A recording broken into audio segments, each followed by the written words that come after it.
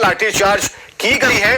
तो एक सवाल है जो हमारे पीछे यहां लिखा है कि कौन कर रहा अभ्यर्थियों को गुमराह, क्योंकि ऐसा शिक्षा मंत्री को भी लगता है। और अगर गुमराह कर रहा है तो इसके पीछे अभ्यर्थियों का क्या तर्क है, संगठनों का क्या तर्क है, जो संघ है उनसे उनका क्या तर्क है। हमारे साथ सभी मेहमान जुड़े हैं, जरा उनसे बात करेंगे, लेकिन उससे पहले एक एक कर उस प्लेट को देखिए। हम समझाने की जरा कोशिश करते हैं इस पूरे कार्यक्रम में जो आखिर मामला क्या है। बीएसईबी ने 15 विषयों के लिए स्टेट 2019 में परीक्षा ली।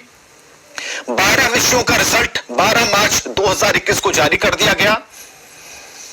उर्दू, संस्कृत और विज्ञान का रिजल्ट यानी 3 सब्जेक्ट का जो रिजल्ट था, 3 विषयों का रिजल्ट 21 जून को प्रकाशित हुआ। 12 मार्च को जारी रिजल्ट में मेरिट लिस्ट की नहीं कोई जानकारी थी। तब शिक्षा मंत्री ने क्वालिफाई हुए लोगों को नौकरी पक्की होने की उन्होंने बात कही थी।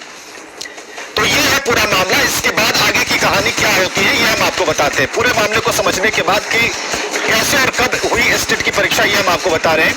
बिहार शिक्षक पात्रता परीक्षा 2019 की अधिसूचना जारी हुई।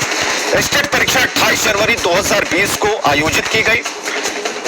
1,78,000 अभ्यर्थियों ने रजिस्ट्रेशन करवाया था इस परीक्षा को देने के लिए। कुल 1,54,951 छात्रों ने दी थी स्टेट की परीक्षा। 12 मार्च 2021 को स्टेट 2019 का रिजल्ट जारी किया गया, प्रकाशित किया गया। कुल 15.87% अभ्यर्थियों ने यह परीक्षा पास की थी। कुल 24,000 उस हिसाब से अगर हम देखें तो काफी एक लंबा कह सकते हैं एक बड़ा आंकड़ा है जिन्होंने परीक्षा दी और उन्होंने परीक्षा पास की। पात्रता का मापदंड स्टेट में क्या होता है ये हम आपको बताने की कोशिश कर रहे हैं कि क्या आपको डिग्रियां चाहिए, उम्मीदवारों के पास क्या डिग्रियां होनी चाहिए, कौन इस परीक्षा में बैठ सकता है, कौन इस परीक्षा के उन मापदंडों को अगर पूरा करता है तो एग्जाम दे सकता है। चलिए सीधे मुखातिब होते हैं वापस अपने सभी मेहमानों से और सबसे पहले हम अपने सहयोगी से बात करना चाहेंगे, रजनीश से। रजनीश, जो आज दिन भर हुआ वो नहीं होना चाहिए था लेकिन हो गया। इसके बाद जो शिक्षा मंत्री ने कहा उस बात से भी अभ्यर्थी खुश नहीं है, तो बात पेच कहां फंसी हुई है?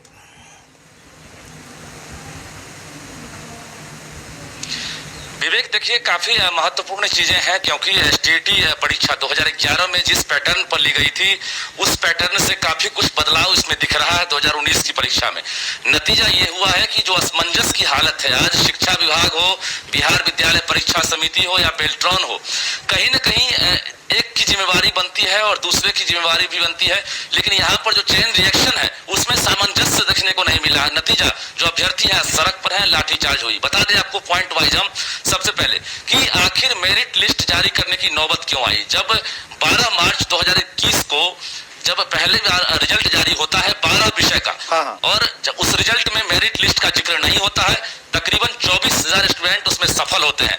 फिर दोबारा जब 3 विषयों का रिजल्ट जारी होना होता है उस वक्त अचानक रिजल्ट के साथ साथ 12 विषयों के और टोटल 15 विषयों का रिजल्ट के साथ मेरिट लिस्ट जारी हो जाता है। वहीं पर जो नॉन मेरिट वाले स्टूडेंट हैं जो बाहर होते हैं वहां पर हंगामा शुरू हो जाता है और शिक्षा मंत्री को बयान देना पड़ता है कि कोई भी नॉन मेरिट हो या मेरिट हो, यानी सभी क्वालिफाई जो हैं वो आवेदन के योग्य माने जाएंगे।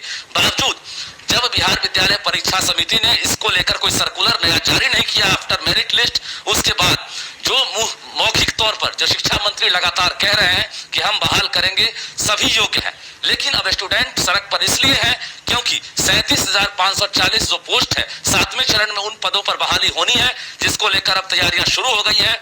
ये भी सूत्र बता रहे हैं कि अक्टूबर तक सरकार का टारगेट है, 7वें चरण की तैयारी होगी। इस बीच गड़बड़ियां कहां हुई बता दें आपको। 2011 में जो महिलाएं थी यानी अनारक्षित महिलाओं को 45% में पास करा दिया गया था, लेकिन इस बार जो आरक्षित कोटि की महिलाएं हैं उन्हें ही सिर्फ लाभ मिला, यानी 45% में जो भी महिलाएं आई उनको फेल कर दिया गया, उनसे 50% अंक मांगा गया तभी आप पास करेंगे। इसको लेकर एक तरफ हंगामा है, दूसरी तरफ जो मेरिट लिस्ट है या नॉन मेरिट लिस्ट है उसमें अब कंपटीशन बढ़ गया है। ऐसे में क्योंकि 2011 में जो पास किए थे स्टूडेंट उनके लिए कोई विशेष बहाली प्रक्रिया शुरू नहीं हुई, यानी 7वें चरण की बहाली इतनी देर से हुई है, इतने सालों बाद हुई है कि 2011 का इंतजार करते करते वक्त बीत गया। अब यह हालत है कि अब 2019 वालों को डर इस बात का लग रहा है कि 2011 वाले अगर शामिल होते हैं तो प्रतियोगिता इतना बढ़ जाएगा कि हम पास करेंगे या हमें नौकरी नहीं मिलेगी। ये असमंजस है। तो निश्चित रूप से सरकार को चाहिए कि पद की जो लगातार मांग बढ़ रही है, ठीक है, संघ से जुड़े हुए जो लोग हैं, जो प्रवक्ता है ऐसे शिक्षक संघ के, उनसे भी जरा बात करते हैं कि आपको ये पेच अगर समझ में आता है, सरकार जो कह रही है, सरकार ने स्पष्ट किया है, दो लाइनें उन्होंने कही हैं, उस पर लगातार विरोध चल रहा है, तो आप सहमति आपकी कब होगी? आपकी जो अड़चन है, दिमाग में जो चीजें चल रही हैं, और सरकार अगर ऐसा समझ रही है कि आप गुमराह हो रहे हैं, कोई है क्या कोई तीसरा व्यक्ति जो आपको गुमराह कर रहा है?